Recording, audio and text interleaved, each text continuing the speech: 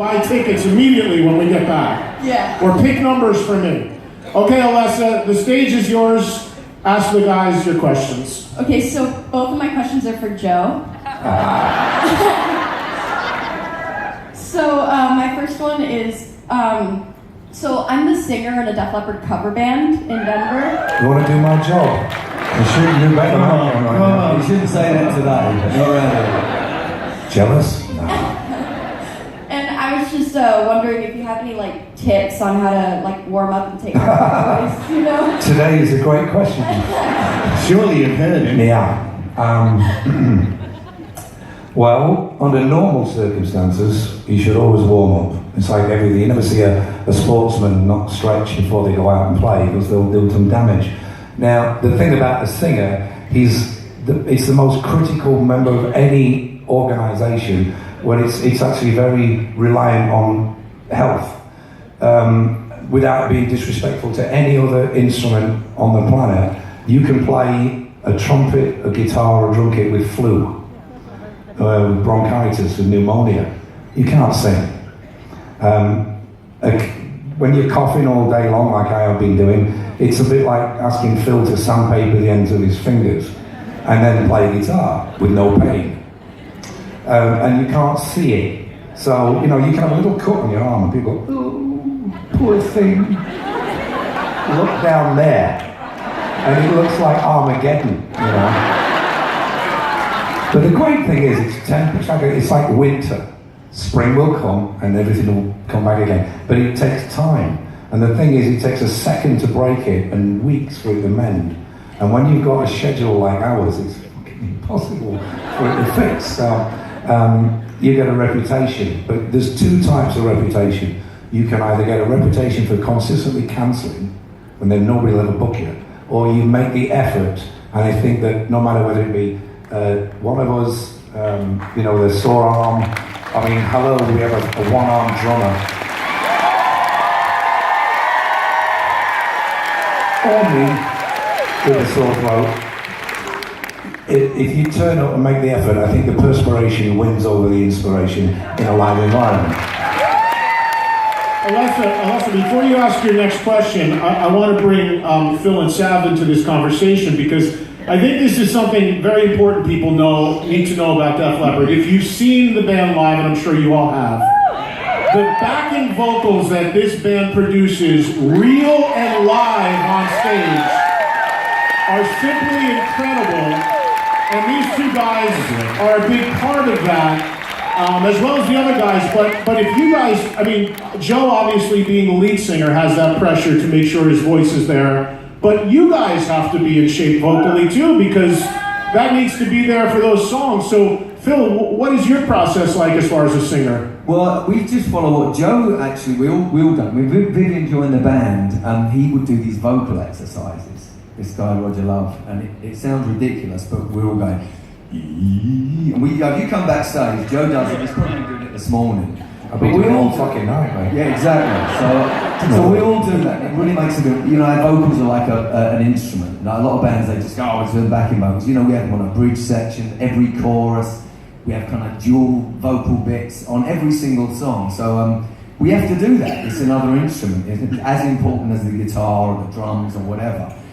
With Joe, it's a lot more extreme because he has to sing every song, every little bit, and he also has to narrate and talk to everyone, which, as you can tell, dries his throat up. You know, being on the telephone, all of that stuff.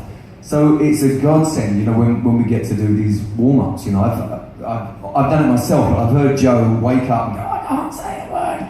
And then if we do the exercises, and we do half hour, it's a little better. 2 hours later, and he's like, I can do the show. So it's totally essential. And like I said, you know, and as Eddie kindly said, you know, we do rely on the backing vocals. We've got great backing vocals. We really do them live. But it really helps us actually doing these warm-ups. Otherwise, we wouldn't be able to be here. It's essential. Me, Vivian, and Phil, we just would not be able to sing without warming up. Even when you throw it in a good condition, you still have to. You know, the first song is going to be as good as the last song. You know, that's the way. We don't warm up during the set. It's going to be great from the very first song, and that's the way that we've always tried it. And it's got to sound good. Or if it can't sound good, it's got to sound real. And that's what we are. Trust me when I say you guys have no idea how many bands you see where it's not real. And if anybody had the right to not do it real with the vocals on the record, it's these guys, and they do it real, and it's amazing. It truly is. And of course, real quick here, you can see Phil singing lead vocals with his band Delta Deep later on in the cruise. So you can see him doing crazy warm-ups, and Joe can just sit in the corner and point to him and laugh and have a beer with no problem. Alessa, what's your next question? Okay, and again, it's for Joe because Okay, so you've said before that you think that "Where Does Love Go When It Dies" is the best lyric you've ever written, and I just want to know if that's changed. What? Which song? "Where Does Love Go When It Dies"? I want to know if that's changed with the new album and why. Good questions. Now she's trying to take my job. So she's out for everybody's job. It's really one of those things where that song stood out for many years because it was probably the first time when we did that album where we weren't just writing fluff because we wanted to write fluff. We've always been one of these, like, you know, arena rock bands that wanted to write Back in Black or We Will Rock You, where it's all very celebratory, but you reach a certain age when we were doing the Slang album where for the first time in our lives we were experiencing death, divorce, childbirth, I mean, real human things, and it starts sinking into your psyche and your writing styles. And it was a very moody piece of music that needed a lyric of that style. With the new album, I don't know whether we've surpassed it. That's really for other people to say, but I think the song that we all took lead vocal on, "We Belong's pretty good lyric.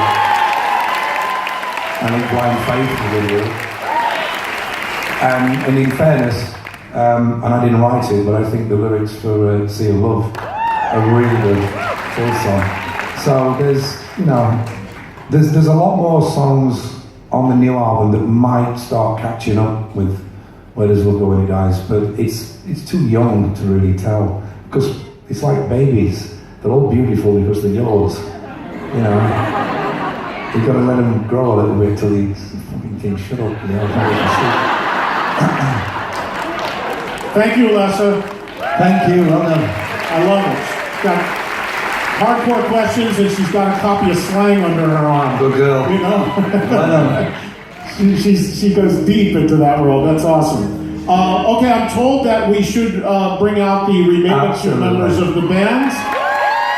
So please welcome to the stage Vivian.